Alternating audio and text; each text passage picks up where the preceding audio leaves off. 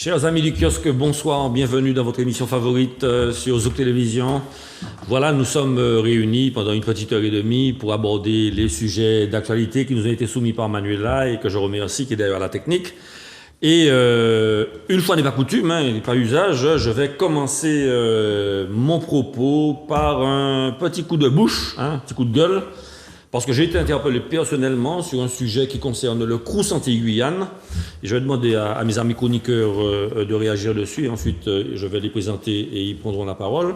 Et donc, pourquoi le Crous? Parce que j'ai été interpellé personnellement, vous disais-je. Il faut que je vous dise que je suis représentant de la CTM au conseil d'administration de l'université.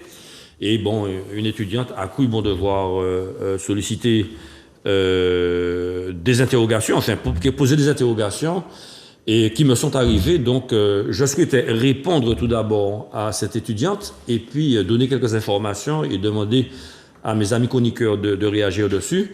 Donc, l'Université des Antilles a déjà à maintes reprises signalé les violences à l'encontre des étudiantes résidant au Crous et a signalé ceci à la direction du Crous. Néanmoins, le Crous est une entité totalement distincte de l'université et n'est donc pas tenu de prendre en compte les demandes de l'administration de l'université, ni de la présidence ou de la vice-présidence. Et donc, il y a une directrice du Crous qui est responsable du fonctionnement de l'institution. Le vice-président du pôle Martinique transmet régulièrement les signalements des étudiantes à la gendarmerie. Le président de l'université des Antilles a personnellement alerté le préfet de la Martinique, responsable de la sécurité des personnes sur le territoire. Force est de constater que le problème profond n'est pas traité et encore moins résolu.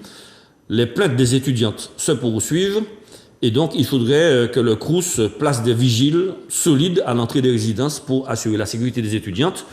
Et donc c'est un communiqué que je me permets de transmettre au nom des élus en charge de l'université et en mon nom personnel, puisque je vous disais que j'étais interpellé là-dessus. Donc il faut que vous sachiez que le Crous est totalement distinct de la présidence, de la vice-présidence et de la présidente du conseil d'administration.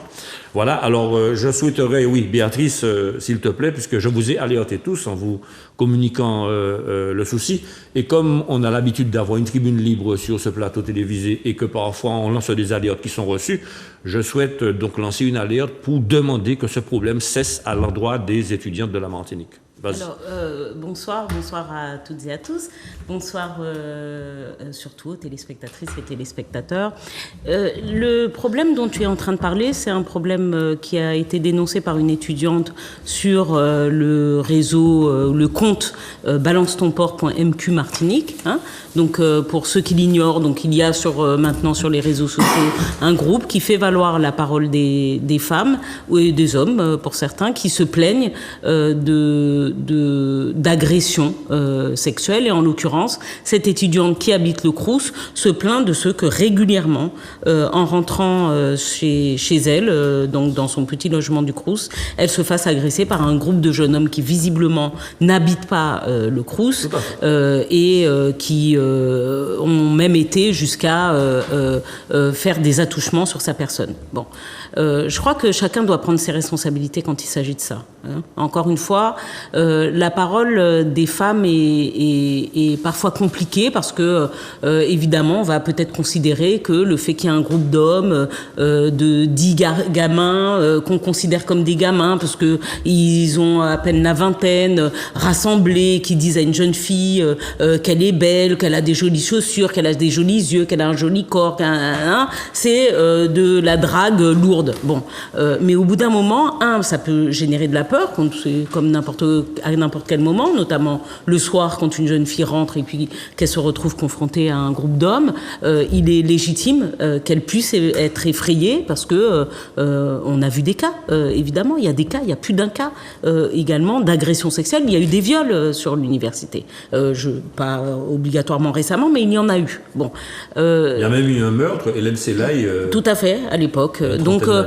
on ne doit pas présager ou présumer de la gentillesse et tout ça. On doit par contre assurer la sécurité des étudiants et des étudiantes sur ce campus. Et on voit la détresse dans les cris de la jeune femme qui dit qu'elle n'ose plus rentrer chez elle. Il y a des moments où elle n'ose plus rentrer chez elle. Elle va où? Elle fait quoi? Elle est dans quelle détresse? Et encore une fois, on le dit, les adultes, les responsables, ceux qui ont en charge des enfants, qui quelque part sont confiés à l'institution, ont vocation à agir. Voilà. Donc je te remercie pour ce signalement, Charles. Je te remercie d'avoir lu ton communiqué. Je remercie aussi le travail de Nadia Chonville, de Alfounisme, qui relaie aussi cette page de façon très efficace, qui explique également un certain nombre de positions qu'on peut partager ou pas partager. Mais la réalité, c'est que ces jeunes femmes, en tout cas, notamment sur le campus, doivent être protégées, doivent se sentir en sécurité. Très bien, merci. Quelqu'un d'autre veut-il réagir? Guy Albert? Oui, Béatrice l'a bien précisé, c'est le problème de sécurité. Comment ça se fait? Comment cela se fait qu'on ne peut pas rentrer tranquillement chez soi? Toi-même, tu as enseigné à l'université. Oui, c'est pas normal. Mais ce qui est encore le plus inique, il a fallu que cette personne, pour libérer la parole, ait accès à un réseau social. Ça veut dire qu'il n'y a même pas de lieu, d'environnement, de choses prévues pour que la parole soit libérée au Crous sans qu'il ne soit besoin d'aller sur Balance ton port ou autre. Ça veut dire qu'il y a un vrai problème d'accompagnement, déjà social de ces étudiants, un problème d'accompagnement psychologique. Parce que ce qui s'est passé, on parle comme si on parlait d'agression. Elle a été touchée, elle a été violée, elle a possiblement été agressée. On est face à un traumatisme. Et ce qui s'est passé, ça doit être accompagné. Ce n'est pas le rôle de réseau social. Je pense qu'on répond parce qu'en fait, nous sommes des chroniqueurs. Oui, mais le vrai problème, c'est quelle est la politique publique de l'Université des Antilles. Alors, l'université n'a rien à voir avec le Crous. Excuse-moi. Ouais. Du Crous. Voilà. Quelle est la politique publique du Crous pour pouvoir non seulement prévenir ça, et bien qu'il l'a justement dit, en termes de sécurité, mais quand cela se produit, comment on écoute ces dames? Comment on les oriente? Et puis, qu'est-ce qui est fait pour prévenir éventuellement un état de stress post-traumatique? Car elles sont jeunes, ces enfants. Elles ont toute une vie pour le ruminer et probablement une vie gâchée. Je crois qu'il y a une responsabilité à avoir et elle se trouve dans la responsabilité de chacun à mettre en place des services. On n'a pas besoin forcément d'arriver jusqu'à Balance ton port. Elle a raison. Il faut maintenir ce cycle, au contraire. Oui. Mais c'est quand même dommage qu'il faille arriver à ce niveau-là pour pouvoir faire réagir l'institution. Merci beaucoup. Raphaël, oui, juste quelques mots pour dire que nous assistons malheureusement à une banalisation de ce genre de fait. Et le Crous, que nous connaissons tous, nous avons tous été étudiants, en fait, finalement, est mal préparé à affronter ce genre à faire face à ce genre de fait. Donc, il n'y a pas de procédure pour accompagner les jeunes filles logées par le Crous sur le campus, en l'occurrence, et donc forcément, on se retrouve sans armes, dans la difficulté la plus extrême, pour pouvoir accompagner ces jeunes filles-là. En plus, nous avons globalement un problème de sécurité dans ce pays. Oui. Globalement. Quand on voit que les policiers exigent une augmentation de leur effectif pour faire face à tous les faits de délinquance ou de criminalité, et que ces policiers ne sont pas entendus, et la société martiniquaise n'est pas entendue non plus. Parce que pour pouvoir lutter, il faut des moyens, et les moyens, nous ne les avons pas. Donc voilà. Donc le Crous, le milieu des étudiants, c'est un microcosme, mais qui reflète très exactement la situation de la société martiniquaise. Très bien, très bien. Merci pour votre invitation et bonsoir à tout le monde qui a écouté, qui a regardé les autres. Juste avant, moi j'ai plusieurs mois, et puis dernière fois à mon venu, je parlais moins de l'émission. Je dis moi, vous voyez un bel rouleau, bravo, Bamano et puis toute l'équipe là, Manuela et puis toutes ces mamans là qui là, la technique. Eh ben, je vais publiquement pour remercier ceux qui travaillent avec Gafaya et dire, là, les autres qui ont moyens, les monter en commune, monter Trinité, monter Montvert, monter Saint-Pierre-Carbet, c'est là, ces là 10 autres, 40 autres. Ils ont juste les invités, bébés, ils ont dit, moi, faire tout le monde en monter pour nous passer ça en convivialité. Donc, concernant c'est l'insécurité, notamment dans les zones urbaines. C'est un sujet qui touche nous de plus en plus, dans toute la Caraïbe. Mais il ne faut pas nous mettre tête nous en sable là. C'est-à-dire, il faut nous accepter et dire bravo pour les forces de sécurité en Martinique. Quand on avait là fait pas tenir trop incident, ces policiers martiniquais qui étaient là, moi, il y a du bout. Donc, il faut faut nous, Martiniquais, nous améliorer les relations nous, et puis les gens qui ont assuré propre sécurité. Et ce n'est pas simplement l'affaire de l'État. C'est aussi l'affaire des collectivités. C'est aussi l'affaire de la CTM.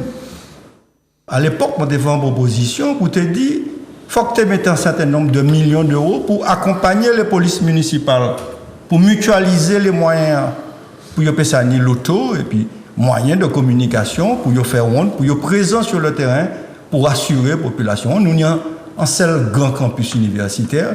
Il faut que le campus là sécurisé, la jeunesse peut rouler à vélo tranquillement, qui nomme, qui femme, et qu'il n'y ait ni des conditions de sécurité. Donc, ce n'est pas simplement l'État, c'est nous aussi, nous, pouvoirs locaux, qui pourraient, dans quelle mesure, nous pouvons améliorer la sécurité, jeunesse là, mais aussi toute sécurité, transport. Parce que les autres savent ça comme moi-même. La France qui a organisé les Jeux Olympiques. Ça veut dire comment c'est dit, il y a besoin de 80 000 policiers, d'après ça, m'entend depuis l'armée. Donc il paraît même, pas bien informé, mais quelqu'un en camarade, que certains escadrons qui dans les outre-mer, ils ont dit bon, temps limité, virer pour parce que nous avons problème attentat. Donc nous-mêmes, Martiniquais, il faut nous avoir un dialogue constant et puis préfère, tenir un préfet pour la sécurité, moi je te y aller, mais bon, moi je suis partisan du maintien du préfet pour la sécurité, pour faire que Martiniquais, qui a le campus là, allait tranquillement faire l'étude. Très bien. Alors je souhaite souligner ce phénomène et je voudrais dire à Madame la directrice du CROUS, vous êtes une femme, vous n'êtes pas particulièrement sensible à ce genre de problème, mais aussi d'agir de manière à ce que ces étudiantes soient protégées, préservées et puis sereines dans leur tête pour poursuivre leurs études. Voilà. Désolé, une fois n'est pas coutume, je me suis permis donc de sensibiliser. Merci pour vos propos. J'espère qu'ils seront entendus et je vais pas manquer de vous donner des nouvelles de ce problème une fois que ça sera remonté à la directrice du CROUS. Voilà.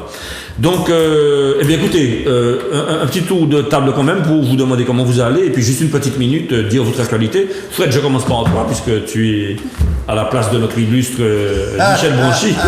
À qui nous faisons un gros coucou. À qui nous faisons un gros coucou. Parce qu'il est absent quelques jours. Bien surpris, ça. Voilà.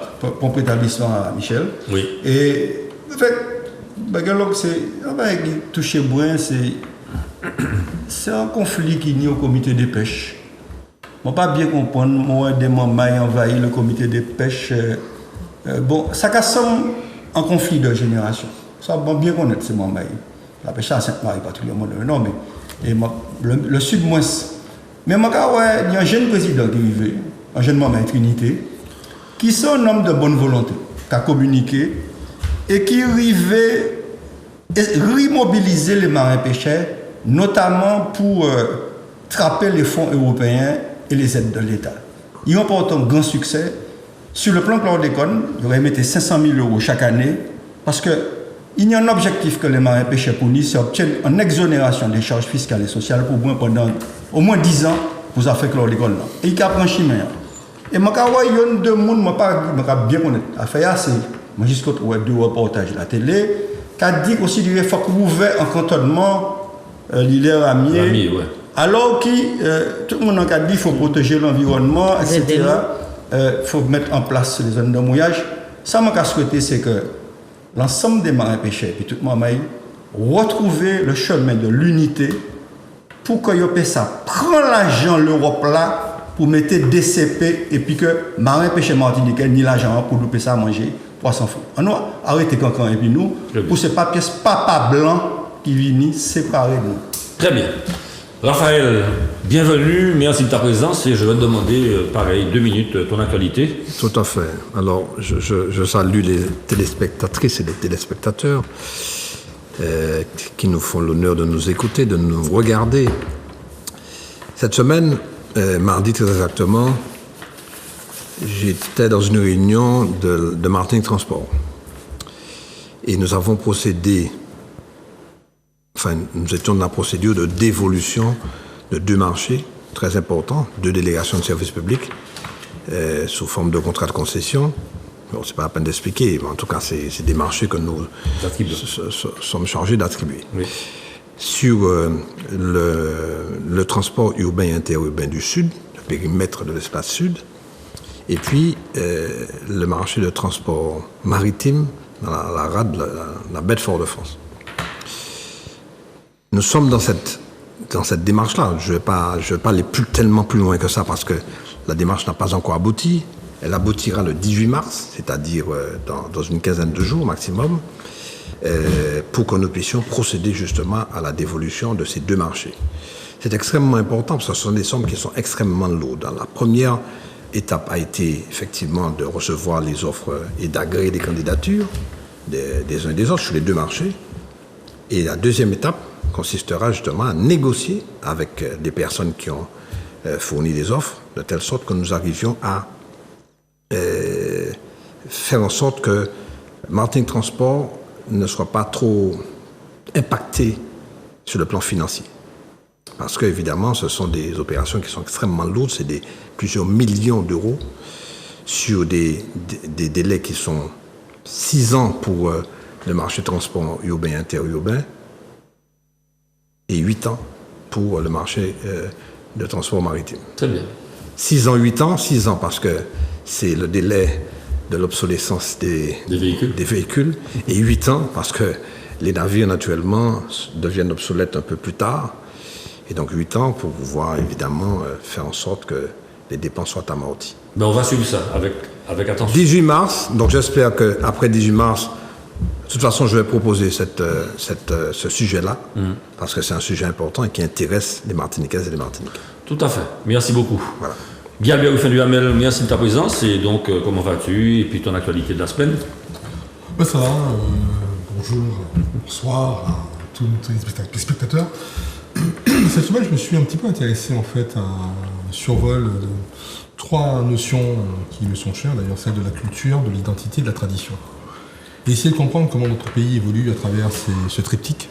Culture, identité, tradition, notamment avec l'avènement du carême depuis le 14 février, semble-t-il, en voyant de plus en plus de personnes avec des cendres apposées sur le front, ça c'est vu le 14, et puis des gens qui se font des signes de croix de plus en plus devant les églises. Donc j'ai quand même pris le temps d'observer cette société et de me dire, et à l'interroger, qu'est-ce que ça donne comme métamorphose, qu'est-ce que ça donne comme mutation, et puis comment ça nous conduit en fait. Et puisque nous allons avoir un sujet autour de l'IVG, cet avortement, et des positions qui sont prises aujourd'hui dans cette société-là, comment la culture aujourd'hui se compose, notamment en matière de santé, avec l'usage des plantes.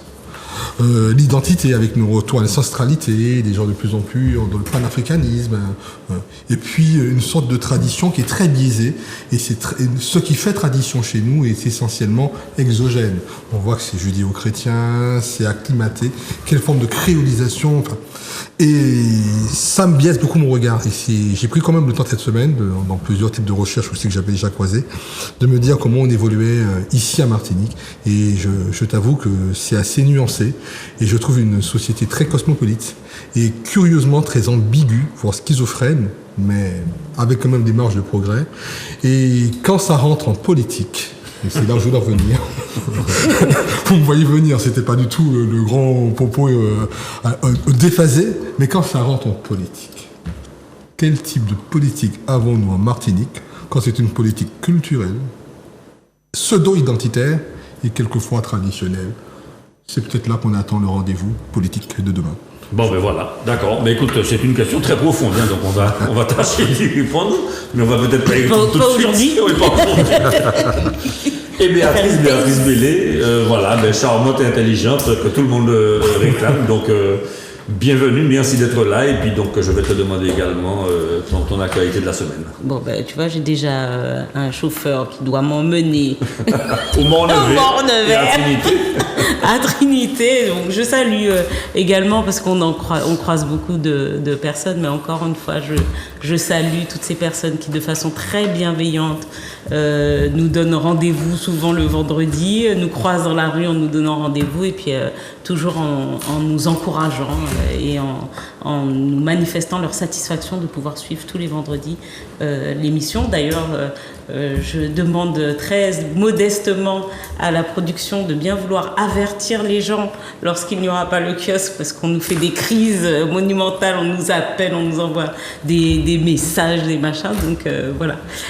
Mais en tout cas, merci. Mon actualité, alors elle est assez riche, du coup je vais essayer de faire court. Un groupe, deux choses. Politique, la niche parlementaire du groupe socialiste à l'Assemblée nationale, et puis citoyenne, la question de la continuité territoriale, et je pense que vous en avez entendu parler.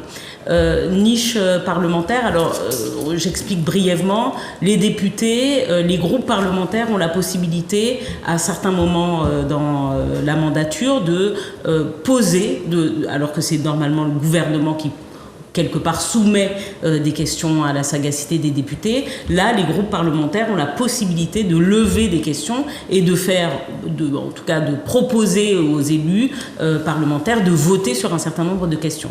Le groupe parlementaire des socialistes à apparentés a posé un certain nombre de questions et notamment a réussi à faire adopter la responsabilité de l'État dans la question de la contamination au chlordécone. Alors ça n'a pas été parce que l'État venait en aide, oubliant de gauche comme de droite, oubliant quand même que de gauche comme de droite ils avaient signé, alors que c'était interdit depuis 1975, ils signaient les prolongations.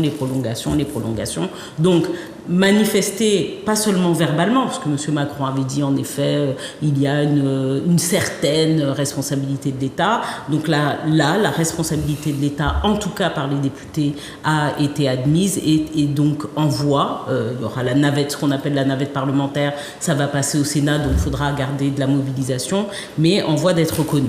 Et puis je tiens à dire également, parce que le clan patriotique est souvent vu à droite, voire surtout à l'extrême droite, que le groupe de la majorité s'est majoritairement abstenu quand il ne s'est pas opposé, la majorité présidentielle. Sur la question de la responsabilité de l'État dans l'empoisonnement au chlordécone. L'extrême droite Rassemblement national, Marine Le Pen, comment il s'appelle, Bardella, tout ça, contre, enfin Bardella et à l'Europe, c'est pas la même chose, mais à l'Europe il fait la même chose, donc soyons rassurés, ils sont cohérents de ce côté-là, contre la responsabilité de l'État.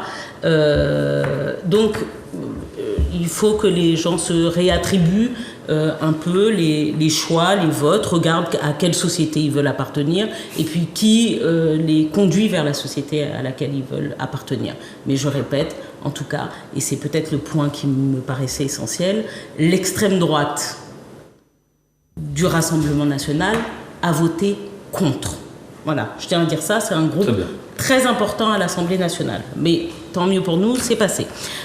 Également des choses, et on parlait tout à l'heure de violence, il y a eu également dans la niche l'introduction de contrôles supplémentaires sur les entraîneurs sportifs notamment. En tout cas ceux qui accompagnent les jeunes dans la pratique sportive, parce qu'on a vu quand même se multiplier les scandales d'abus sexuels, de pédophilie dans le milieu du sport et singulièrement dans le milieu de l'encadrement sportif des jeunes sportifs. Bon.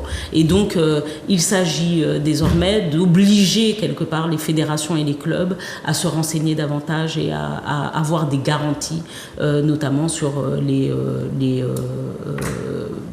passés judiciaires et à pouvoir les obtenir également de l'État, parce que c'est pas obligatoirement toujours facile de ce côté-là. Et puis il y a des thématiques dont on va parler. C'est aussi dans la niche parlementaire du Parti socialiste que la question des tarifs de l'EDF, notamment pour nos agriculteurs, a été figée, c'est-à-dire qu'ils resteront dans des tarifs réglementés et ne seront pas eux aussi les victimes d'une augmentation de plus en plus insoutenable des prix de l'énergie. Donc ça, c'est la niche parlementaire socialiste qui l'a permis. Et encore une fois, je redis aux gens, c'est pas dans la niche de ceux auxquels on pense et qui défendent les agriculteurs. On va parler du salon peut-être de l'agriculture tout à l'heure. Il y a des gens qui sont applaudis mais qui ne travaillent pas pour les agriculteurs en tant que paysans ou petits paysans entre guillemets, mais pour bien d'autres intérêts. Voilà. Très bien. Ben écoute, merci Béatrice. Oui. Pardon. Du coup, non, pas un. Du coup, j'avais dit 2 thèmes, pardon, j'ai été un peu longue. Mais bon, il y a un groupe. Non, ça c'est une belle initiative. Je pense qu'il faut qu'on en parle. Il y a une belle initiative. Et vu qu'on en a quand même parlé beaucoup sur ce plateau de la continuité territoriale, il y a une belle initiative citoyenne qui est en train de se mettre en place. À ce jour, 3 à 4 groupes, je ne sais pas combien, ont été créés sur WhatsApp avec plus de 4000 de nos compatriotes dits ultramarins, Guadeloupe, Martinique, Guyane, Réunion et tout ça. Donc il y a des groupes sur WhatsApp qui se créent autour d'une thématique qui est stop aux billets chers, aux billets d'avion trop chers. Voilà. Aujourd'hui, il y a quand même une grande partie de la population qui se sent prisonnière, qu'elle soit dans l'Hexagone ou qu'elle soit sur nos pays des océans, qui se sent prisonnière parce que les prix de l'aérien pour ce qui concerne nos trajets sont devenus exorbitants. Et puis juste du coup, mais j'espère qu'on en reparlera, juste pour la petite histoire, vous vous rappelez que je vous avais dit la Corse est à 186 millions d'euros de continuité territoriale et l'année dernière avait obtenu un petit bonus de 30 millions. Petit bonus. Donc elle était à 200 et quelques. Cette année, elle a obtenu un bonus de 40 millions. Bon. C'est-à-dire que le bonus de la Corse est plus important que le budget de la continuité territoriale pour tous les Outre-mer qui est à moins de 40 millions. Voilà. Bien. Donc je dis ça. Ça mérite d'être dit. On va en faire un sujet pour encore une fois interpeller nos élus et pas seulement nos élus locaux. Je pense qu'il faut justement ouvrir, oui, tout à fait. Merci beaucoup. Donc voilà, alors j'ai fait un petit calcul, il reste 1 minute 10 et donc ça sera 2 minutes 30 par personne pour les 7 thèmes. Parce que je suis maître des horloges, voilà, 2 minutes 30. Alors, donc premier sujet, je vais regarder Raphaël, donc le sénateur vote en faveur de l'inscription de l'interruption volontaire de grossesse dans la Constitution. Donc voilà, c'est toi qui... Alors, pour ne pas bouffer mon temps de parole,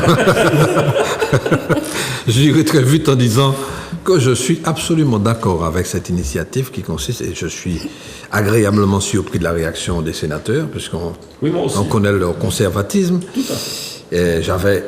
Nous en avions discuté ici d'ailleurs, Gérard Larcher qui disait l'IVG n'est pas menacée. Et si jamais l'IVG était menacée, je serais le premier à défendre l'interruption volontaire de grossesse. Mais il vaut mieux ne pas faire confiance à ce genre de propos. Et il vaut mieux fixer ça dans le marbre. Donc c'est une excellente initiative. Alors explique un petit peu, fixer dans le marbre, ça veut dire... C'est-à-dire inscrire dans la Constitution. Une fois que c'est inscrit dans la Constitution, on ne peut pas le défaire, c'est-à-dire on ne peut pas revenir là-dessus. Quelle que soit la loi qui sera prise par ailleurs pour essayer de défaire, il va falloir repasser par le Congrès qui va revenir sur cette disposition-là. Et on peut imaginer que peu d'entre eux, peu de parlementaires oseront revenir sur cette disposition qui est inscrite dans le marbre, c'est-à-dire inscrite dans la Constitution. Très bien. Je m'arrête puisque 2 minutes 30, j'ai déjà bouffé 20 secondes. C'est pas en fait. Donc je comptabilise. Fred, ton point de vue là-dessus? Une victoire essentielle pour les femmes. C'est un combat planétaire, mondial, dans plusieurs pays au monde. On va attendre que la décision passe dans la Constitution. Le président Macron n'a pas dormi. Lundi, il a venu là, réunion du Congrès, pour voter. Là. Lundi, 4 mars, là, ils ont convoqué le Congrès pour dire, députés, sénateurs, voter pour nous faire ça, inscrire ça, parce que c'est lui qui peut faire. On dit ça, c'est relatif, puisque ça, c'est le cas fait révision constitution, c'est le cas fait référendum. Et figurez-vous, m'entendre dire ça, peut-être pas parlementaire, qui dit nous si ça vrai, si vous évitez Zouk TV, il paraît qu'il y a une grosse mission, un gros boss qui s'est avocat aux États-Unis. Il y a une association en Europe contre le droit des femmes à l'interruption volontaire de grossesse, que vous voyez un fœtus en plastique, chaque député, chaque sénateur, pour dire voter non au Congrès lundi prochain, pour ne pas faire ça. Donc c'est pour dire l'importance qu'on bat là pour les générations qui viennent, pour que toute femme, quel qu'il soit le pays, même dans les pays extrêmes, comme l'Iran, ou même la Russie, qui pas qu'à battre ces femmes dans les droits là, on peut espérer que le combat peut continuer pour que d'autres pays, comme la Pologne, la Hongrie, les pays européens, qui soi-disant catholiques traditionnalistes, puisque vous parlez de ça, que soi-disant ces Bunda-là, que savent qu'en face, ni des démocraties, des républiques, et ça nous peut être fiers de la République française d'y défendre un droit aussi essentiel pour les femmes. Très bien, merci beaucoup. 50 secondes. Ton point de vue. J'ai commencé mon propos par culture, identité. Attention à ton chronomètre. Non, mais qui allait vite. Et puis tradition. Mais là, c'était pour emmener à l'émancipation. Je crois qu'effectivement, qu'on ne peut pas revenir en arrière. Je pense qu'il y a des choses qui sont acquises. Et le droit de disposer de son corps est un droit qui est constitutionnel, qui est même sacré. Et je crois qu'il n'y a pas à tergiverser dessus. Bon, c'est très tard, mais bon, ça arrive. Il n'y a pas que l'avortement. Il y a aussi peut-être les droits LGBT aussi, qu'il faudrait peut-être aussi inscrire. Ce sont vraiment les logiques de consacrer les choses. Et puis, il faut se dire que, mais ça aussi, ça n'enlève pas la politique publique qu'il faut encadrer en termes de santé publique sur l'avortement. Je m'interroge aussi sur les chiffres, qui ne font qu'augmenter. L'avortement n'est pas un moyen de contraception non plus. Je crois qu'il faut bien encadrer ce droit-là. Moi, je vais même plus loin. Je suis même pour l'avortement jusqu'au dernier moment. C'est-à-dire qu'il n'y ait pas de délai. On peut avorter jusqu'à 9 mois. Ça ne me gêne pas du tout.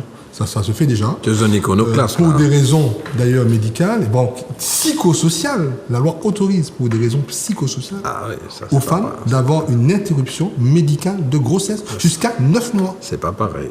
Donc ça veut dire qu'on peut aussi avoir le droit d'aller beaucoup plus loin dans la limite des semaines d'apnénorrhée de grossesse. Donc je crois que c'est un combat qu'il faut mener, le Congrès ira, mais c'est aussi la défense des droits de société. Et vous savez très bien comment nous sommes attachés à ces lois sociales, à ces progrès de société, à ces émancipations, au dépassement de l'aspect conservateur, traditionnaliste. Et c'était ça aussi mon propos dans le départ, et faire une politique ouverte sur demain, mais je dis bien qu'il ne faut pas la traduction trop facile, parce que l'avortement, ça a constitutionnalisé, de dire que c'est un recours systématique. C'est aussi un danger, ça tue par moment. Il faut aussi savoir, c'est quand même pas un acte anodin d'avorter. C'est pas du tout quelque chose qu'on consomme comme ça. Clairement. Il y a toute une série de planifications à mettre en place pour pouvoir permettre d'encadrer cela. Oui, mais aussi une politique publique en droit positif pour pouvoir encadrer effectivement le planning familial, tout ce qui va avec. Très bien, merci beaucoup Béatrice.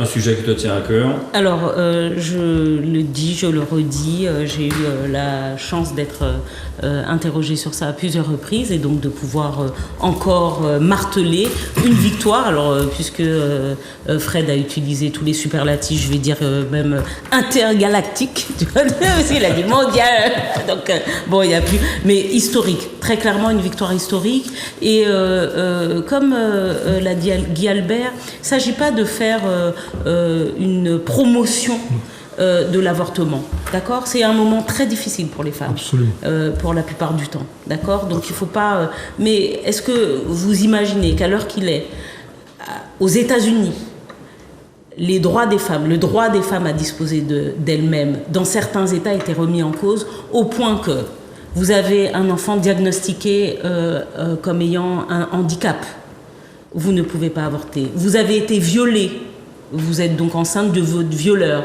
vous ne pouvez pas avorter. Vous êtes l'enfant d'un père, d'un oncle, d'un frère incestueux et qui vous viole et dont vous êtes enceinte. Vous ne pouvez pas avorter. C'est ça la réalité aujourd'hui. Et donc, il parlait Guy Albert parlait aussi de la dangerosité.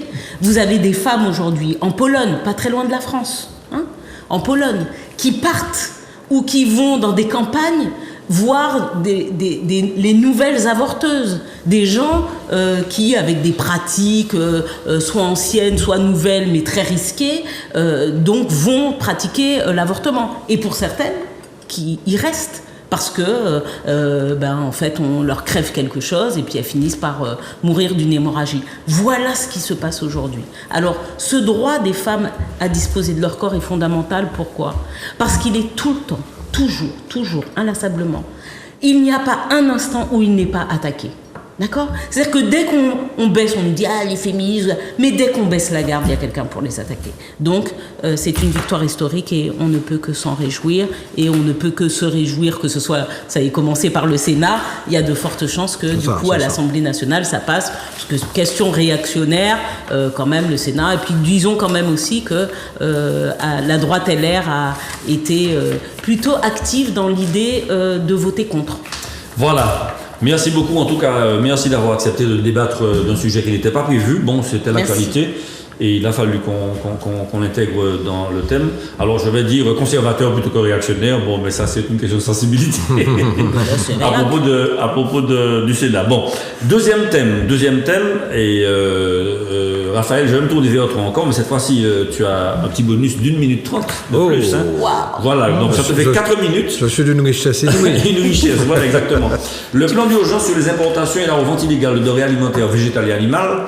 Alors, j'ai constaté, en allant sur la route du Sud, au rond-point de Petit-Bourg, qu'il y avait des étals, mais que ceci n'était plus aussi fourni, aussi achalandé qu'auparavant. Je ne sais pas si c'est la conséquence de mesures de police ou de douane, mais en tout cas, les vendeurs à la sauvette sont moins nombreux là-haut, en tout cas, selon mon constat. Que penses-tu de cette décision concernant donc cette volonté de tracer les produits alimentaires ? Et je me tais. Oui, alors, en fait, le préfet prend cette décision parce que ça correspond à des dispositions qui ont été arrêtées par le gouvernement, notamment lors du projet de loi de finances 2024. Donc, en 2023 pour 2024. Il s'agit, et ça c'est un élément extrêmement important, de la sécurité alimentaire, notamment parce que on ne sait pas, la traçabilité n'est pas assurée quand on va acheter un poulet boucané au bord de la route, on ne sait pas d'où sort le poulet, et il est absolument important que la préfecture et donc l'État puissent effectivement assurer cette traçabilité et le contrôle de ces produits qui rentrent en Martinique. J'ai souvent protesté contre ça en disant, quand je vais dans un supermarché, j'achète des citrons venant de Colombie, j'achète des ananas venant du Costa Rica, et j'achète des ignames venant du Costa Rica, des ignames pacala qui sont d'ailleurs très bon goût. Mais je m'interroge toujours, je me pose la question, mais est-ce que ces produits-là ont été contrôlés ? Quand on entend qu'au SMTVD, je ne sais pas si vous avez entendu ça, des poulets qui normalement devraient être jetés, comment dire, au SMTVD, c'est-à-dire... Non mais ça m'a glacé des fois. Bon, ça t'a glacé, mais moi aussi. Parce que je me suis posé la question de savoir si jamais je n'ai pas acheté un poulet boucané au bord de la route. Il était bon. Il était bon au goût.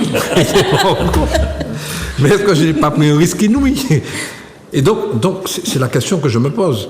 La sécurité alimentaire aujourd'hui apparaît comme étant une véritable priorité pour l'État et on n'est pas surpris que le préfet décide effectivement de prendre des dispositions pour contrôler ces produits-là qui sont vendus un peu partout, et y compris dans les supermarchés. Vous allez dans les restaurants, vous pouvez tomber effectivement sur des produits qui ont été achetés au SMTVD dans des cartons entiers qui devaient être jetés, et puis on les utilise pour pouvoir vous restaurer dans ces restaurants-là. Alors, moi, ce que je dis, pour terminer, je ne vais pas consommer tout mon crédit, c'est que la question que je me pose aujourd'hui, connaissant la situation des effectifs de l'État. Je rappelle que j'ai travaillé à la préfecture pendant une dizaine d'années. C'est là que j'ai terminé ma carrière. Connaissant les moyens de l'État, je me pose la question de savoir si l'État a les moyens de contrôler tous les produits qui rentrent ici en Martinique. Et c'est là l'interrogation, c'est là la préoccupation, c'est là l'inquiétude. Voilà. Merci beaucoup. Fred, moi ça m'embête un petit peu parce que quand on parle comme ça, bon, on incrimine une institution. Je ne sais pas, je n'ai pas les preuves des pratiques illicites du fameux SMTVD. Peut-être que ce sont des agents qui agissent comme ça derrière Ah non, la présidence. c'est pas les dirigeants. Voilà, c'est ça, c'est pas les dirigeants. Donc, ce sont des pratiques C'est un trafic, qui sont regrettables, effectivement. Donc toi, tu as 3 minutes, vas-y. Les SMTVD, je vais mettre la même en différent personne. Puisque tout ça dit, on va attendre des jugements. Donc ouais, mais tout le monde n'a qu'à vivre en disant même petit île là, petit territoire là.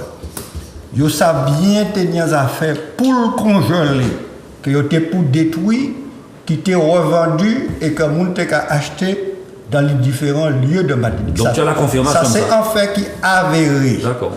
Donc, il ne faut pas venir nous mettre tête nous ensemble, on ne doit pas parler là, qu'on est Martinique. Citoyen libre. On dit grand-papa, moi, des faits, nous sommes des mondes libres qu'on en mangousse dans chacun. Il y a une belle expression. Libre qu'on en mangousse dans chacun. Donc, ni trafic qu'a fait par des Martiniquais et des non-Martiniquais. Nous allons parler de coopération régionale tout à l'heure. Donc, de la coopération régionale, il y a le business qu'a fait. Notamment par les mamans, là, on va les stigmatiser, mais les camarades qui sont en Haïti, qui sont dans la souffrance. Il y a un gros trafic d'êtres humains qui a fait à partir des mafias haïtiennes, il faut dire ça, des gangs qui ont organisé l'exportation de compatriotes. Juste les qui arrivent en Martinique et puis ils comprennent, la semaine passée, je parlais de monde, ils comprennent que c'était aux États-Unis, ils arrivés au débattu la nuit. Mais ils ont appelé les passeurs là, pour garder les Dieu sur les États-Unis, tchao babé. Et même en partie. Donc, on y a un trafic qui a fait au niveau de la Caraïbe, et le trafic là, il faut nous arriver, en tout cas, contrôler le trafic de douane là, depuis le début de l'année, 8 tonnes de cocaïne saisies entre Martinique et Guadeloupe. 8 tonnes, depuis janvier. Donc, ni trafic qui a fait dans la Caraïbe, ni trafic qui a fait Martinique, ni de Mamaï aussi, vous savez ça qui a fait tout venant. Dans un moment, il y a la campagne Sainte-Marie, moi, pendant des années. Expliquez ça qui est tout venant. On va dire, tout le monde connaît tout venant. Tout venant, c'est là où il y a un bœuf. Mais non, tout le monde connaît ça. Et puis, on va dire des moments. Pour les téléspectateurs. Pas perdre quelques secondes. Tout le monde ça. Expliquez ça. C'est bon, Malaga essaie de défendre. Mais c'est dangereux du point de vue sanitaire. C'est dangereux, c'est pas bon. Ça peut mener à une maladie, toute qualité de bagaille. Même manière, c'est mon maladie qui apprend et te font pour faire bonne jaune, vous savez ça aussi, oui. Vinémie, c'est pas comme ça. Donc, ça veut dire les nouveaux dangers. Donc, faut, ni obésité, ni diabète, enfin, diabète, on est ça passé, moi, c'est vous dire, il est dans le métier, il est dans la filière. Donc, nous, ni problème sanitaire en Martinique, il faut nous veiller comme nous. Mais en même temps, il faut que nous sachions qu'il y a une carence des pouvoirs publics locaux. C'est pour tirer Raphaël, vieux frère, mais où ça fait pouvoir normatif autonome, là, on va parler de ça. Puisque nous n'avons ni les moyens d'organiser la filière. Nous ni les moyens d'organiser la filière bovine, animale, les filières végétales, créer des coopératives, les coopératives la pisse l'argent, faire que les producteurs n'y pissent l'argent pour qu'ils puissent vendre des produits sains dans des circuits sécurisés. Très bien, merci beaucoup. Guy Albert, c'est ton tour sur le sujet en question. 3 minutes. Non, c'est moi le maître du temps. 2 minutes 45. Non, je dois donner ces balances. Vas-y. Vraiment, des préfères tirer à longe. Non, mais au profit de qui ça? Alors, donc. Je me pose la question. Ah oui. Au profit de qui? Moi, je me dis qu'il y a quand même derrière, il paniquait les petits qui trichaient. Il y a une petite économie, elle est ce qu'elle est. Elle nourrit ce qu'elle peut. Pas parce qu'on a vendu pour le Bolaria que c'est la SMDBD au prix. Et parce qu'on a vendu dans un restaurant là qu'il sortit d'un côté contrôlable. Donc je crois qu'il faut arrêter de stigmatiser une fois de plus, une fois de trop, des personnes qui probablement sont tout autant vertueuses que d'autres et puis porter une sorte d'innocence naturelle à ceux qui ne vendent pas près de la rue. Je crois qu'à un moment, on a trop incriminé les petites traditions de chez nous. Ça a commencé par les petites boutiques, les petits lolos, les gens comme ça, ceux qui vendent des petites pizzas. T'as qu'à vendre les Jimmy, nous chlordécon passer toutes les gyms. T'as qu'à vendre des petits fouilles à Pébolaria, t'as qu'à vendre des petits letchis. Hyper bon, il ne doit faire rien. Donc je crois qu'il faut accompagner quand même sur le plan économique des incubateurs de qualité. C'est-à-dire donner cette norme-là, oui. Alors là, par contre, il ne faut pas attendre de moi que je dise qu'il ne faudrait pas contrôler ces produits qui sont un danger sanitaire. Mais je crois qu'il ne faut pas, au nom de ce contrôle, discriminer, je veux dire, les petits producteurs ou bien simplement des personnes spontanées. Madame peut-être des petits Jean-Jean là, il y a des petits sachets Jean-Jean, ou peut-être des Jean-Jean qui n'a pas été bon. Parce qu'on n'a pas eu la traçabilité de ce qu'elle fait. Je crois qu'il faut laisser cette petite économie-là. Mais justement, il faut que de manière à proximité, avec les communes, parce qu'il a dit, Raphaël, l'État, avec quel moyen? C'est-à-dire, il ne faut pas arriver non plus. On n'aura pas le moyen de contrôle de cette politique publique. Par contre, en revanche, on aura probablement, avec des initiatives de quartier, des initiatives de territoire, la possibilité de créer une démarche volontaire de qualité où les gens s'améliorent pour eux-mêmes. Parce qu'ils ont même qu'à manger quand même. Donc je me dis oui, cela, mais je suis inquiet que ça profite à certaines personnes qui nous font tellement la guerre sur la vie chère qu'on ne peut même pas acheter quelque chose pour manger. Et puis ça qui est nous des tiroirs, il pas bon, c'est pas qu'il sorti certaines TVD. Ça qui dit nous, c'est là il sorti. Donc je crois qu'il faut arrêter la discrimination, accompagner et surtout conserver les microéconomies. Ça, c'est important aussi. D'accord, très bien, Albert. Béatrice, alors, combien de minutes? 2,45. Vous exagérez. Vous me demandez une mission, j'essaie de la remplir sérieusement. Non, tu as raison. Bon. Non, juste pour dire que, alors évidemment, ce contrôle, c'est aussi le lancement du plan agricole qui a été présenté à la préfecture. Il faut rappeler quand même que c'est dans un cadre particulier que cette question a été posée, que, puisque j'ai pas beaucoup de temps, que 5 axes prioritaires qui reprennent un peu les doléances que vous avez précédemment énoncées ont été fixées. Le renforcement du contrôle des importations de denrées végétales et animales aux frontières et sites portuaires et aéroportuaires. Le renforcement de la surveillance des points de débarque des côtes martiniquaises. Le renforcement des contrôles des grossistes en denrées végétales et animales, le renforcement des contrôles du secteur de la grande distribution et des commerces. Aussi, oui. Voilà. Le renforcement des contrôles des activités informelles de revente et en bord de route et en détail. Bon, alors... Cela veut-il dire que ceux-ci sont interdits? Non, bien sûr que non. Donc il y aura une espèce de consortium autour de la DAF, l'État, la DIETS, la douane, l'action de l'État en mer et tout ça qui vont devoir agir. Et c'est tant mieux. Parce que la réalité, et encore une fois, alors c'est dommage parce qu'on ne peut pas avoir tout le temps le retour de ce que l'on a déjà dit, mais la difficulté c'était quand même, non pas la volonté de l'État, mais les moyens qu'on y met. Parce que tout ça, il va falloir qu'on vérifie qu'il y a vraiment les moyens. Parce que la réalité, à l'époque, pour le contrôle sanitaire des denrées, c'est qu'il y a une dame, au moment où il faisait le plan Jaffa, il a songé. Et il était là, il était présenté par Eli, et puis il m'a été obligé de lever la main. Parce que j'ai dit, mais au fait, vous êtes combien? Il y a un programme, il y a un bagaille, l'on gère ça. Mais vous êtes combien? Et puis la dame était tellement gênée. Il a regardé à gauche, à droite. Est-ce qu'elle va pouvoir répondre? Au final, la dame, ils étaient 2. Ben oui, c'est ça.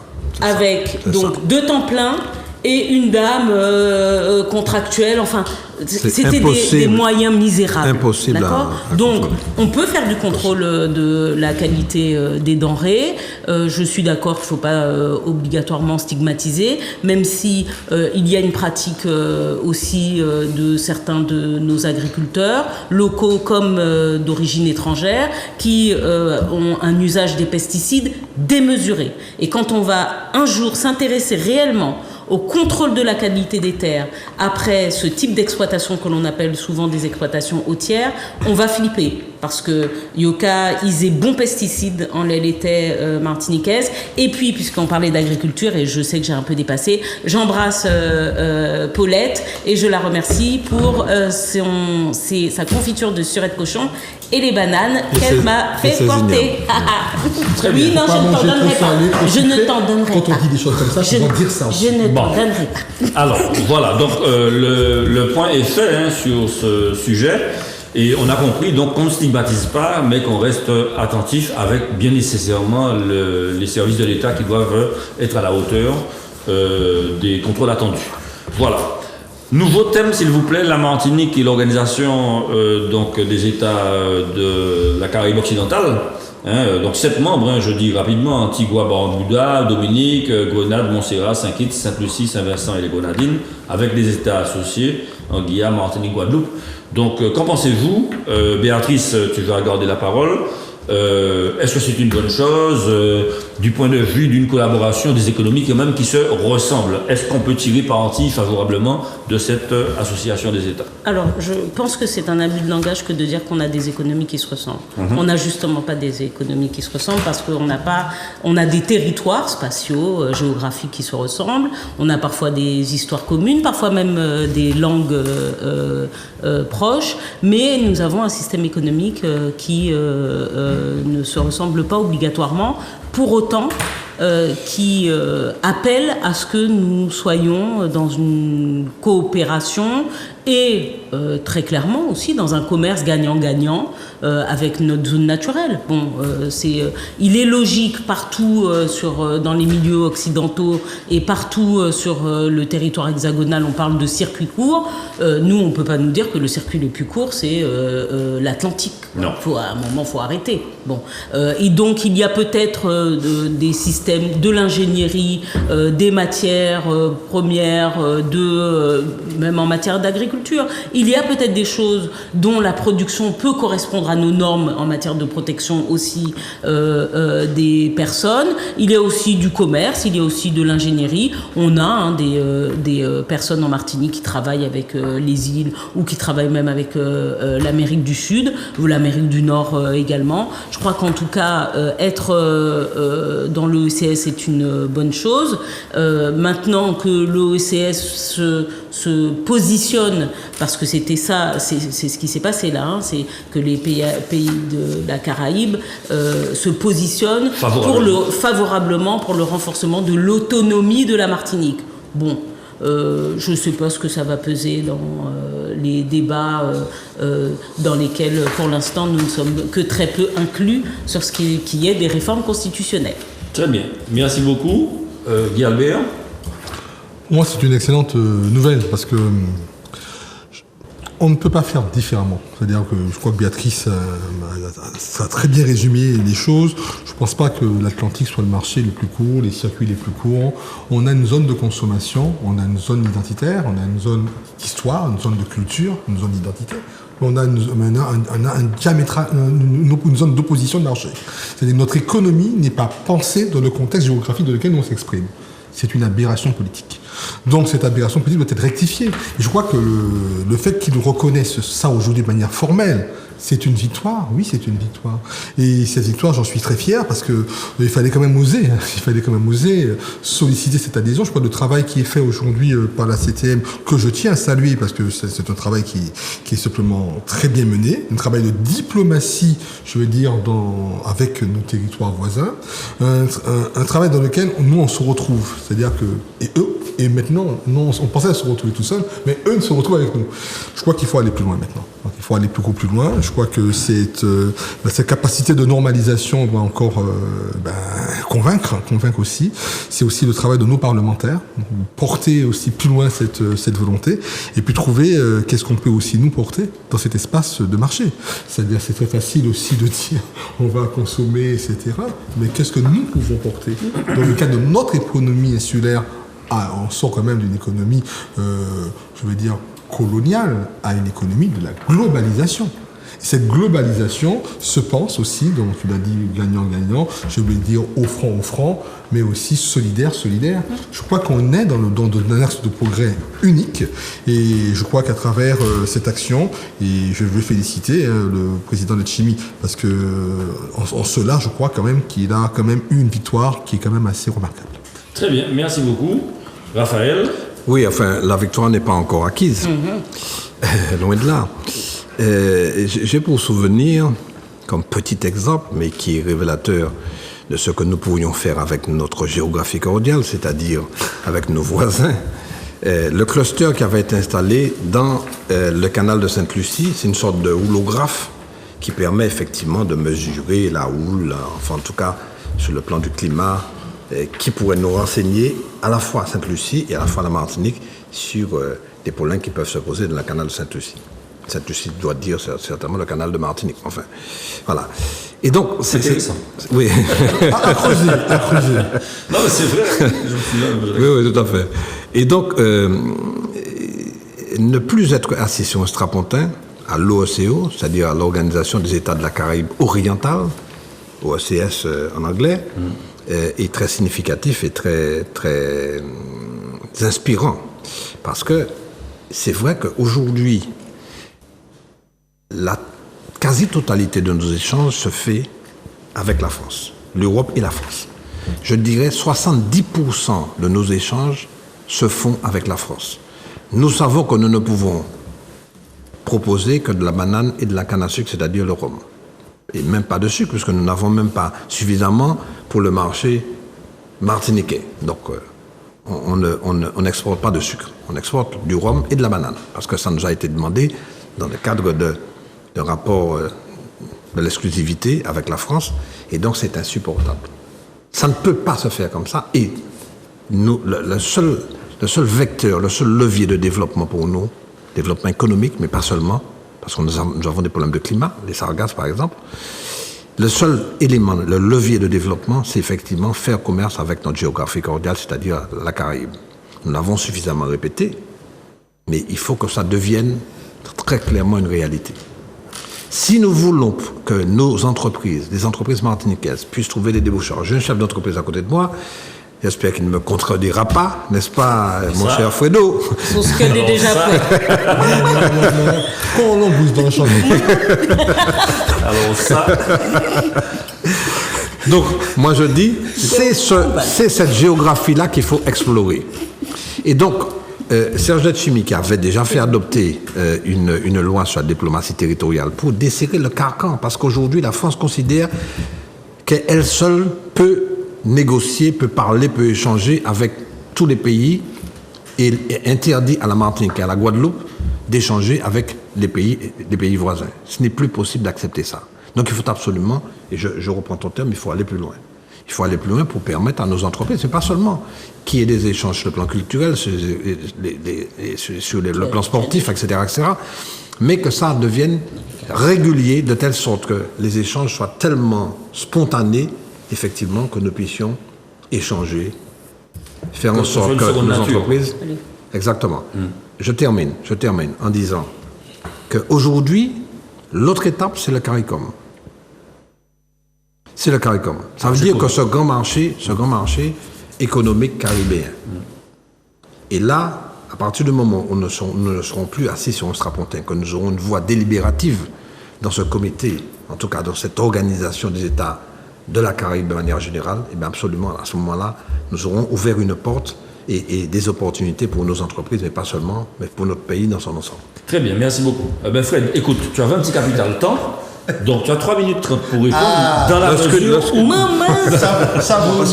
mesure où je t'ai senti piaffé et je pense que tu as des arguments qui vont contrer un petit peu ce que tu as entendu là. C'est un sujet passionnant et autant on est content expression Guilbert là, TIC, tradition, identité, culture. Ça c'est un vrai sujet pour nous travailler. Autant ça fait moi la peine, les mots ils prient dans l'opération de véglage là que Serge, parce que ça monte président, monsieur de finance, des types là, en opération de véglage que Serge a fait puis peuple martiniquais pour faire monde comprendre, c'est dans la Caraïbe qui peut trapper un pouvoir normatif autonome, mais en petit titre, un pays indépendant dans la Caraïbe qui a venu dire nous qui ça pour nous faire du point de vue institutionnel. Non. Alors, on m'a dit déjà, on nous sort dans le véglage là. Ça semble à une obsession de mettre nous dans un bocal institutionnel. Le débat machin, on nous sortit ensemble. Et comme on a parlé d'autres entreprises, on nous tient comme nous aux signaux. Mon premier livre, je parle à l'internet chercher le contrat de convergence et de transformation. En plan 2019-2023 signé puis l'État, les EPCI, c'est-à-dire Cap Nord, tous ces mondes-là pour développer Martinique. Il y a une ligne qui matchait développement international des entreprises. Léo fait plan, la CTM dit qu'elle mettait 500 000 euros. Qui s'assiège fait en 2023, il tire 250 000 euros en ligne. Donc, on a fait un gros discours en le développement international des entreprises et pourquoi tirer l'argent. Donc, ça qu'il y a à faire à présent. C'est différentes grandes associations et puis les institutions Martinique, les chambres des métiers, les chambres de commerce, la chambre d'agriculture, les marins pêcheurs. Et puis nous avons accompagné les petites entreprises là pour aller sur des marchés. Ce que très modestement moi essayé de faire, Raphaël. Et puis l'appui et moi saluer ces cadres, la chambre de commerce qui a accompagné les petites entreprises nous pour aller chercher des marchés, pour répondre à des appels d'offres, pour confronter puis tout le monde dans le monde entier. Ils se trouvent nous nous sortis deuxième face à l'entreprise anglaise la Dominique, dans un appel d'offres international. Et finalement, Pucci a choisi nous parce que l'entreprise anglaise n'a pas été venue, peut-être pour du transport, ça Béatrice, il désistait quoi. Ce qui fait que c'est nous que le retiennent pour ces bails. Il a financé par côté les fonds Interreg, un fonds européen, mais et petit bilan bagaille là, pas ni bilan camarade. Nous avons voté en juin là pour les fonds européens, bah nous bilan les fonds européens. Qui ça zot qu'a fait puis l'argent, me raconte 150 millions d'euros qui pas servi. C'est ça le problème là. Donc, il faut nous sortir dans ces opérations. On a dit ça. Sans avec ces personnes, nous sommes. Non, ici. Si tu permets. Attends, 30 secondes. Regarde, on nous sortit Si t'as 30 secondes. dans ces qualités là et on nous passé en vrai accord. On a appelé le président du conseil exécutif à Assis Koy notamment, et puis le président de la chambre de commerce, qui a un certain nombre de prérogatives pour comment nous mettre en plan d'accompagnement pour faire que les entreprises martiniquaises allaient vendre des biens et des services dans la Caraïbe. Ni techniciens. Et inversement. Oui, mais vous savez aussi, c'est réciprocité. Si nous avons, il faut acheter ça. Gagnant-gagnant. À la condition que nous respectons aussi. Oui. Les législations. Qui produit macaque ban. OK? Très bien.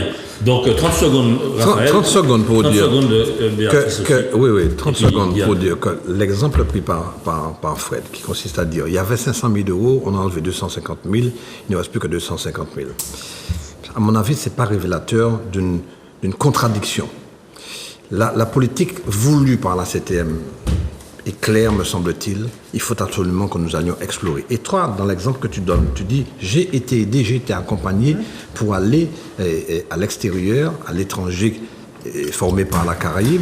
Et je remercie, comme on dit, la Chambre de commerce, etc. Donc ça veut dire qu'effectivement, il y a une niche, il y a des opportunités à explorer. C'est ça que ça veut dire. Nous devons commencer, très sincèrement, par établir le lien avec nos voisins. Et ceci n'est pas fait pour X raisons, des raisons culturelles. Nous n'avons pas la même langue, nous avons peut-être la même histoire. Les normes, attends. Les normes sont les normes européennes, françaises et européennes qui nous sont imposées.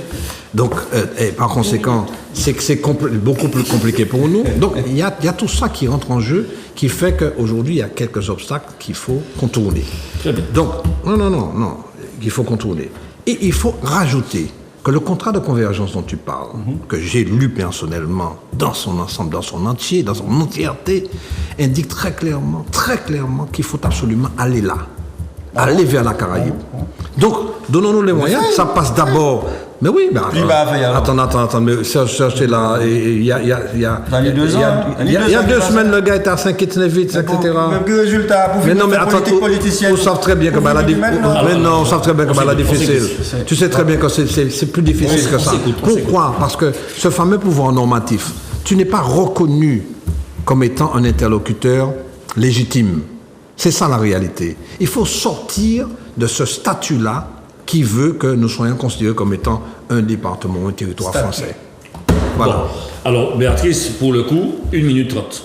Juste pour dire, je pense que pour éclairer, il ne faut pas qu'on soit dans des débats politico-politiciens sur cette question, parce qu'en effet, il faut que les personnes aient une vision claire. La réalité aujourd'hui, c'est que, politiquement, on pèse quasiment rien dans les débats de la zone. Point. Voilà. Les États ont conscience parce que dès là, nous KAC, mettez comme nous, même Manier, on a eu un président, il y a des gens, un président d'un pays africain qui est venu, on a oublié que c'était quand même un président d'un État. Bon, on se met parfois à des échelles de responsabilité qui ne sont pas obligatoirement les mêmes dans le cadre statutaire qui est le nôtre. Point. C'est une réalité. Donc quand on a des ministres de Barbade, machin, qui viennent, excusez-moi, c'est pas le même niveau. Le niveau auquel ils situent les discussions, c'est des niveaux où eux, ils disent ça va être ça, et ça va être ça, point. Ils sont pas dans de l'incantation, ils peuvent pas faire de l'incantation.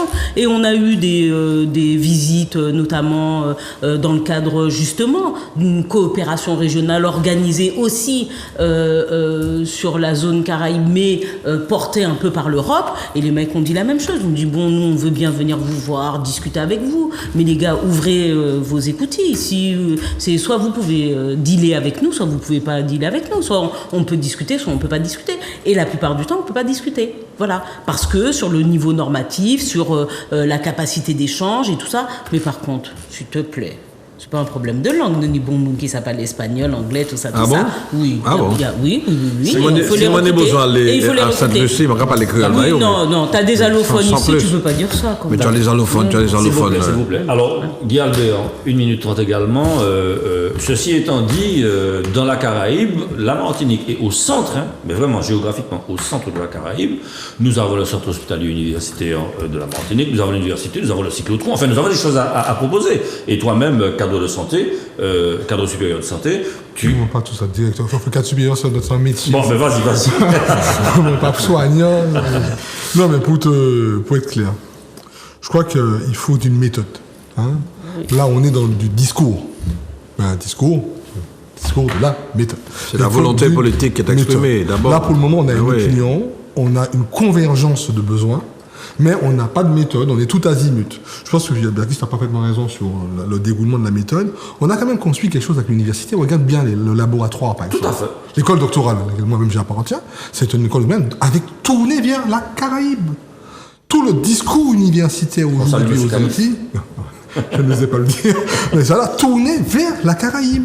Le LC2S qui porte les sciences humaines, avec Justin Daniel notamment, tourné vers la Caraïbe. La FIFCA. Oui, aujourd'hui, la recherche universitaire est tournée vers la Caraïbe, y compris le droit.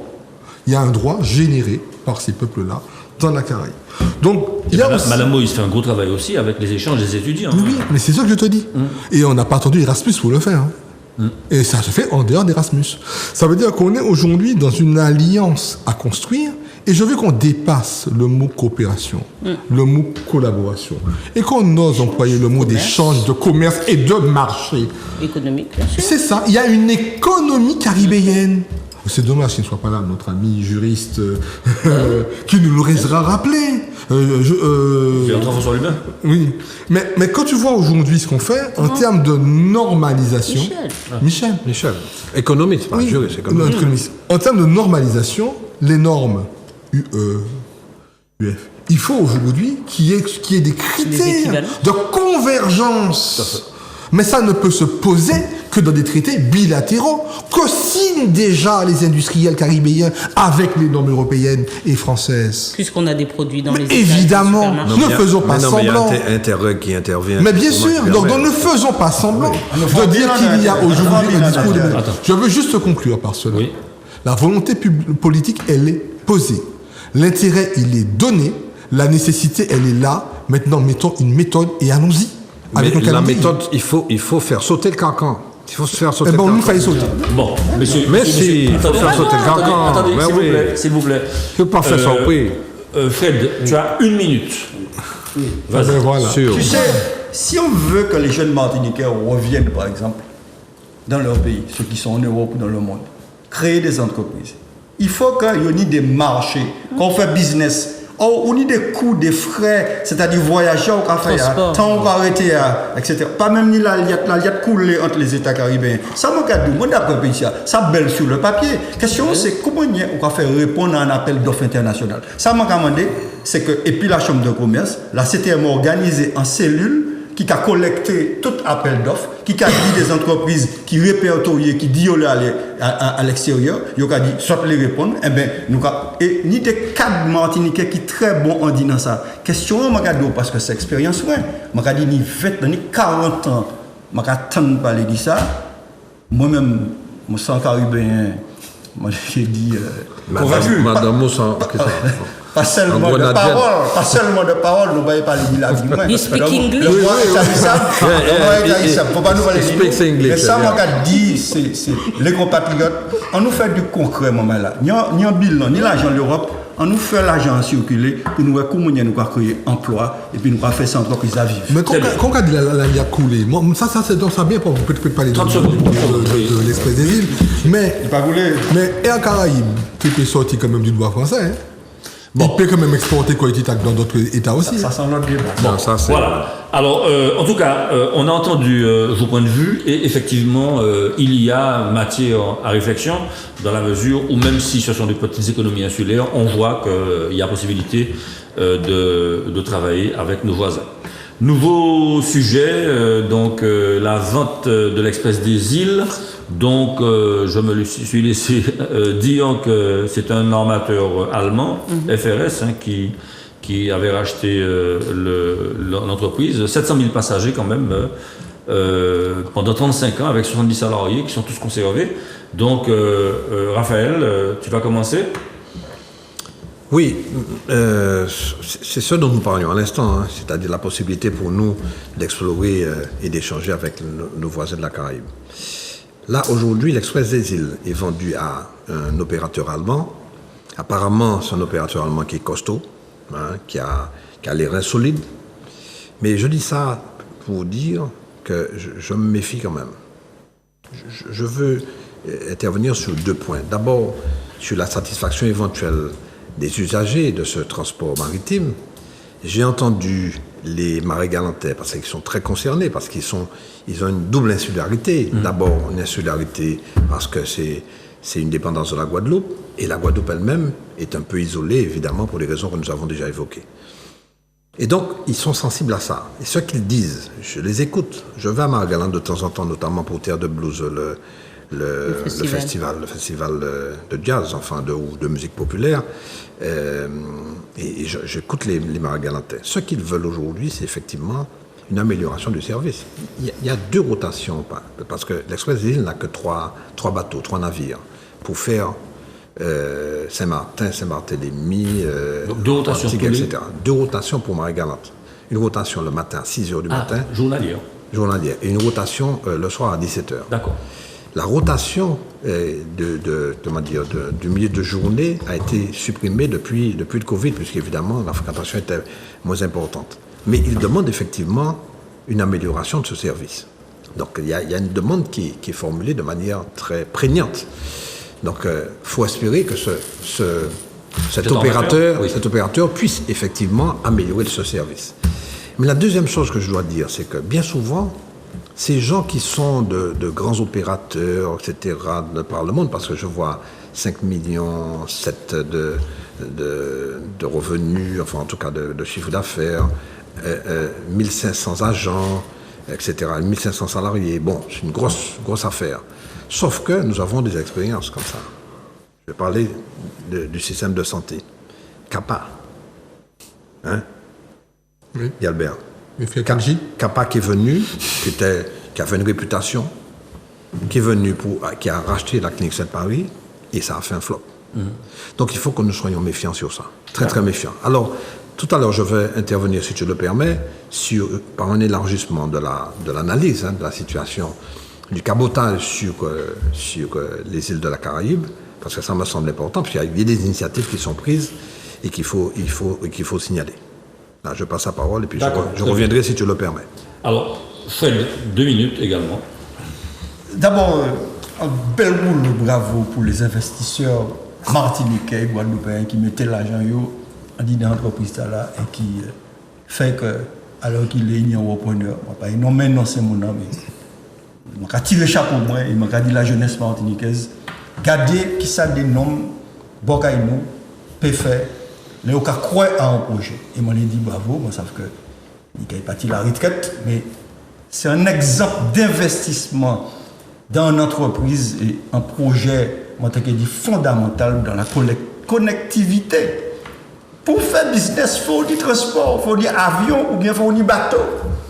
Et pour ça, il ne faut pas attendre l'autre. Il faut que c'est vous qui mettez l'argent. Et ça, moi, je déplorer, c'est que les collectivités publiques martiniquaises Pas mettre l'argent, on dit dans ça.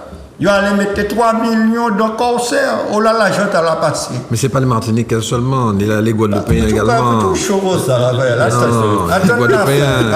Il y a les Guadeloupéens aussi. Attends la fin. Saint-Martin. Attends la fin, Raphaël. Vas-y. Donc, mon gars, pas de problème pour aller voter 3 millions de Corsair, puisque c'était, je dis, moi, c'est entreprise congolaise. L'actionnaire principal de Corsair, il paraît que c'est des Congos. Ben, il n'y a rien contre le Congo. Je sais dit. Laissez-le parler. Mais on a constaté que le monde n'a pas qu'à dire mon précision là, ça. Mais 3 millions que la CTMT voté, et ma carrière pris business, c'est où qui finit de s'être augmenté. Donc, ça qui était peut-être préférable, c'est d'y faire une alliance et puis des partenaires locaux pour que ça mette en transport maritime intérieur. Et bravo. Et pour moi, c'est un bon signe. Ni encore, et pas désespérer, investisseurs étrangers, l'attractivité qui a investi Bokaïno. Pour moi, c'est fondamental. Si vous n'avez pas ni investisseurs étrangers qui viennent faire des gros investissements, nous vouons à être la 5e roue du carrosse, on va dire ça en créole, mais des zéros devant un chiffre. Bon. Rien ne nous empêche d'être prudents. Alors, oui, tout à fait. On est véatif. Béatrice, ton point de vue sur cet investisseur? J'ai écrit à Guy Albert, mon voisin, service public en grand. Mais en toute sincérité, tu as parlé du transport tout à l'heure, on est sur une question fondamentale, la capacité des gens à se déplacer. C'est un droit constitutionnel. Et on remet à chaque fois ça dans les mains exclusive du privé, après on se plaint du prix. Les entrepreneurs ne sont pas là pour faire de l'altruisme et pour gagner du fric. Ils sont là, oui, ils sont là pour gagner de l'argent, pour mettre en place, saisir une opportunité, la développer grâce à des compétences, patati patata. C'est comme ça, c'est de l'économie. Bon, donc moi, là où je me méfie, c'est dans l'intention. L'intention, elle est là pour faire de l'argent. On sait très bien aussi qu'on a affaire à un public actif, qu'on va être dans une position monopolistique et de fait que le risque, c'est que moindre variation de coûts, de machin, de trucs, eh ben on est des personnes qui multiplient par 2 le prix, par exemple. Mais ça veut dire aussi que si... Je ne sais pas comment est organisé ce transport entre Guadeloupe continentale et puis et Marie-Galante. Ouais. Mais si la région Guadeloupe notamment met de l'argent, mais la réalité, c'est comme tous les transports. Il y a un moment, et là on doit encore se poser la question de la continuité territoriale. Pourquoi l'État met de l'argent pour les transports interrégionaux comme la SNCF, et que il faut que nous assumions tout seul, ou sinon laisser totalement à la charge du privé le soin de nous acheminer dans nos transports. Il va falloir qu'on se pose aussi les bonnes questions. Moi, c'est la question que je vais me poser. Donc, je vais aller chercher les modes de financement de l'Express des îles entre Pointe-à-Pitre et puis Marie-Galante, terre de haut, terre de bas. Et je pense qu'il va falloir qu'on en reparle, mais on va reparler du sujet du transport tout à l'heure et je vais encore rajouter une couche. Très bien. Guy Albert, ton point de vue, investissement privé venu d'Allemagne. On va se mettre là, parce que bon, ça sauve quand même des emplois. Hein. Du spreche Deutsch? Pas ça, dis-nous. Mon ami mon boss, son champ, comme ça, peut-être pas. C'est qu'on sait où. Mon pékin, c'est comme un bon là, quand il dit, ben, moi, pas ça dit. Mais par contre, je rejoins entièrement, Béatrice, sans pièce réserve, le service public. On ne peut pas faire l'impasse dessus. Et puis, je me rappelle à l'époque, il y avait Bouille des Frères. Est-ce que vous vous rappelez ça? Il y avait Bouille des Frères. Ah oui, c'est vrai. Bouille des Frères. Bouille des Frères, ouais. Et ces Bouille des Frères, ils avaient, et c'était ça qu'on a l'esprit des îles, hein.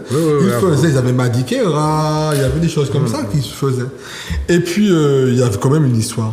Mais je suis très, très, très étonné que dans nos territoires, qu'il n'y ait jamais été pensé dans ce qu'on appellerait bien savamment les départements français d'Amérique, maintenant devenu autre chose.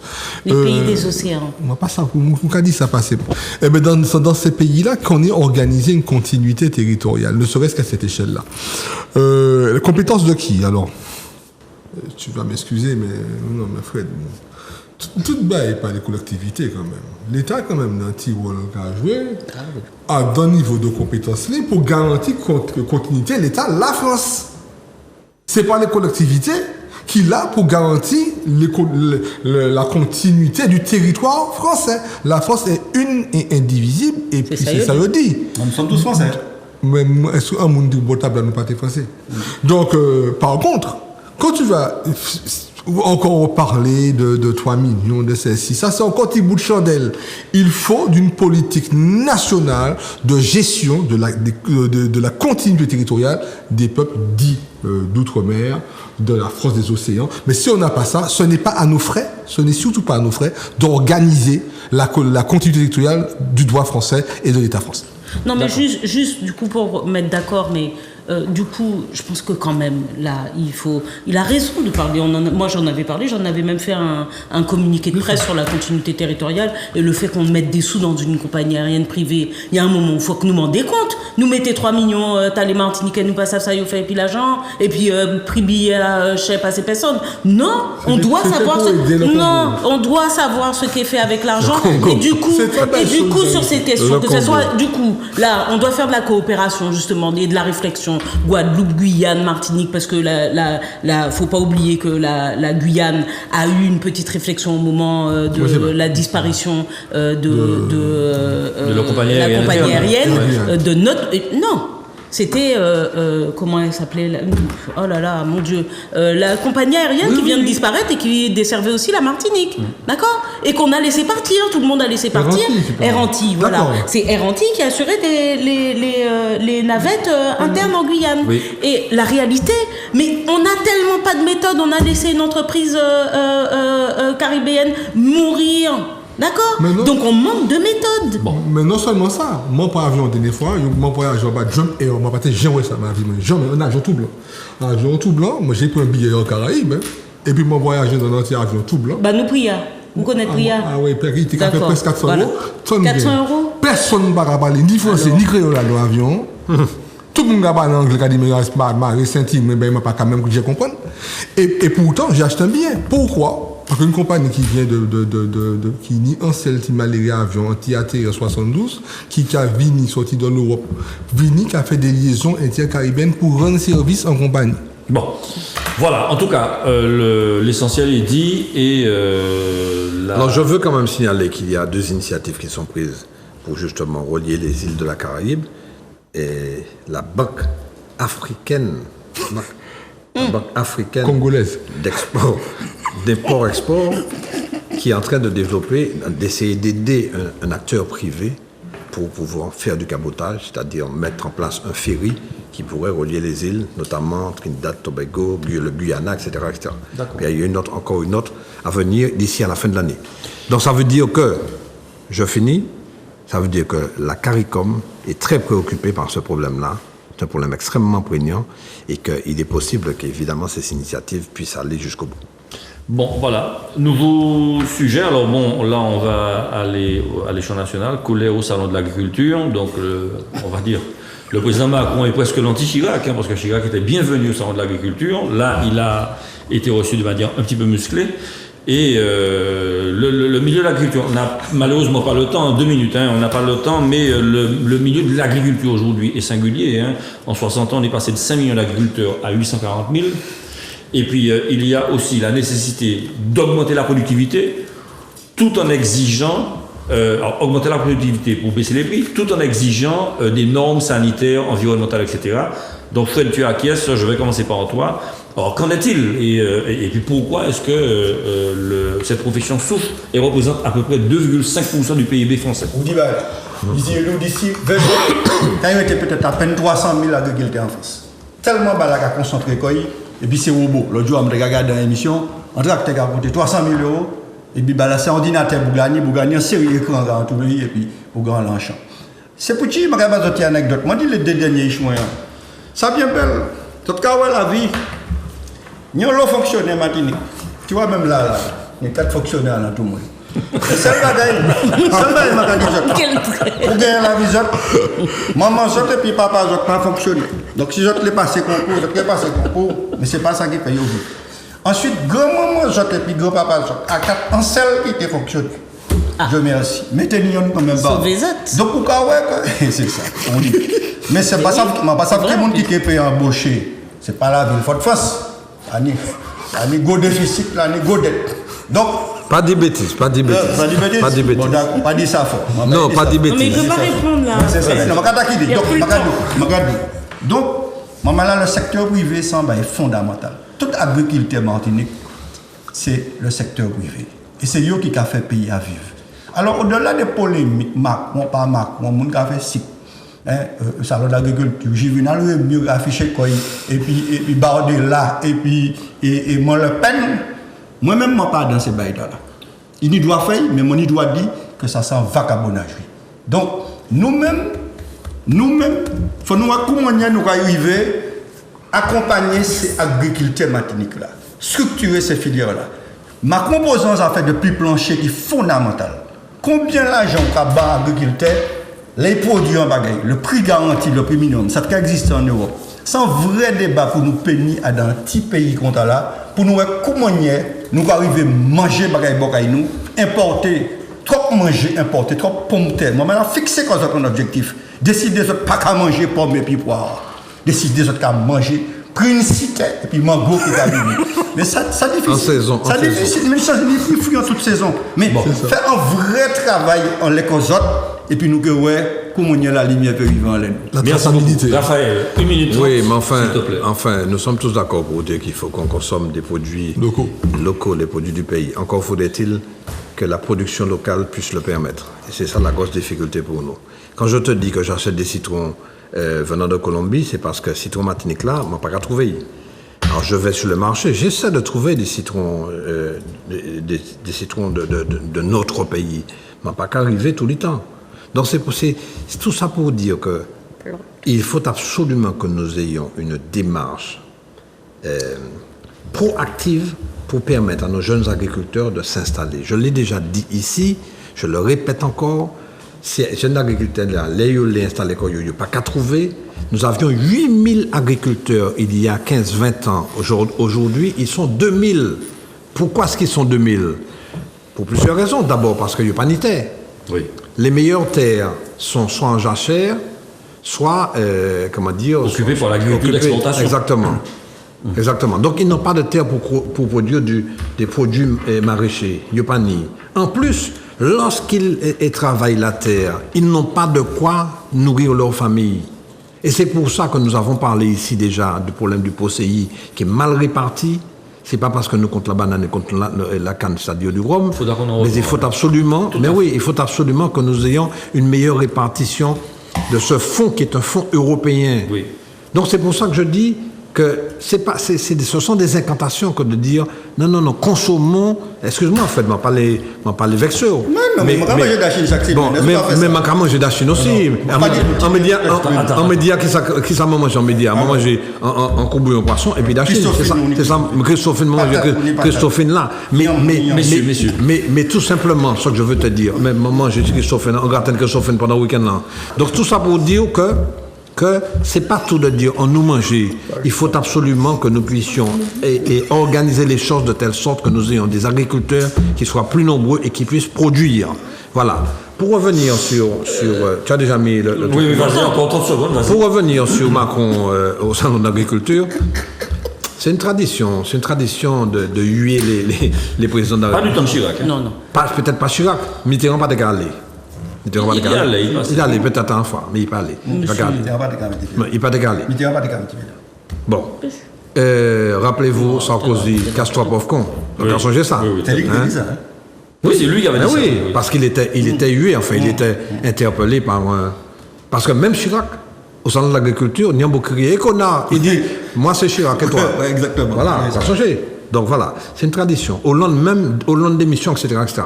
En plus, il faut dire que cette fameuse coordination rurale qui est du Front National, enfin du Rassemblement National, a organisé effectivement la débandade au salon de l'agriculture. Voilà. D'accord, très bien. Béatrice, 2 minutes. Juste une rectification historique, mais j'invite mes chers co-animateur à aller vérifier. Monsieur Mitterrand allait, parce que c'est une espèce de rituel. Mitterrand allait au salon de l'agriculture, il y en a en 81, 94. Si, il y allait. Bon, c'est une sorte de rituel. Bon, maintenant, celui qui était vraisemblablement le plus apprécié, parce qu'il s'asseyait, il prenait son temps et tout ça, à l'époque, c'était Chirac. Il buvait son petit coup, il repartait totalement fou. Et comme dirait l'audio d'une dame, grand boudin d'ouvant, il repartait plein comme un œuf. Bref, agriculture, rappelons-le quand même, un suicide par jour chez les agriculteurs décomptés. C'est une profession qui souffre, il y a des gros investissements à faire pour pouvoir faire fonctionner une exploitation et malheureusement, les revenus qui sont générés ne sont pas souvent à la hauteur des investissements qui sont nécessaires pour faire marcher une exploitation. On n'est peut-être pas toujours dans ce cas d'espèce en Martinique, mais c'est aussi pour ça qu'on n'a pas beaucoup de maraîchers. Parce que c'est trop compliqué, ça demande beaucoup trop de main-d'œuvre. On n'a pas en effet ce dont on a parlé, les prix planchers. Je rappelle quand même que les États-Unis, on ne peut pas dire que ce soit un pays particulièrement conservateur et socialiste. Il y a un prix plancher pour les agriculteurs. C'est-à-dire qu'il y a un prix en deçà duquel on ne peut pas baisser. Ça, je t'avoue que je l'ignorais. Aux États-Unis. Aux États-Unis. D'accord, je l'ignorais. D'accord. Il y a un prix plancher fixé en deçà duquel on ne peut pas descendre pour acheter un bien. Et ça permet justement, quand le marché s'écroule un peu, de compenser, de faire en sorte que les agriculteurs continuent à survivre. Bon. En France, ce n'est pas ça. Et du coup, on a des périodes de négociation qui se mettent en place entre le monde agricole, entre les grossistes et puis la grande distribution, mais qui a du coup forcé à mettre en place la loi Egalim, qui était censée justement garantir des revenus pour les agriculteurs. On s'est rendu compte de quoi? La grande distribution a fait quoi? Pour contourner Egalim, ils ont monté des centrales d'achat hors territoire français pour pouvoir négocier encore plus à la baisse leur marge, enfin non, les achats de matières. Bon. Oui. Donc il faut des moyens humains et chez nous il faudra des moyens humains. Je suis d'accord, c'est rare, hein. Je suis d'accord avec Fred dessus. On ne peut pas faire de l'incantation.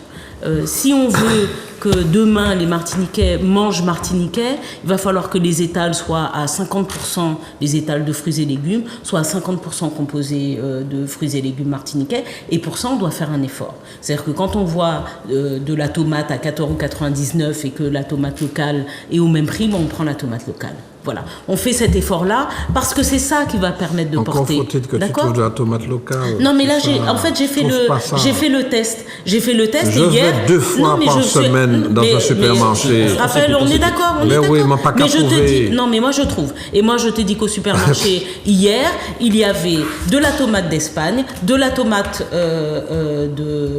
d'Europe, je sais plus d'où. Il y avait 4 variétés de tomates, ou du Maroc, voilà, d'ailleurs je me suis dit tiens, Maroc, et il y avait de la tomate martiniquaise. C'était pas la plus belle, parce que c'est compliqué, d'accord? Mais c'est peut-être la moins traitée. C'était peut-être la moins traitée pour qu'elle arrive là, dans cet état. Voilà. Eh bien, moi je me permets un petit commentaire avant de donner la parole. Bien Albert, mon père disait, mon papa, qui est de 1916, donc c'est pas depuis une jeunesse, il disait les tomates là trop belles, c'est qu'un sec là pareil, ils m'ont pas dit non plus. Alors il y a le bien facile.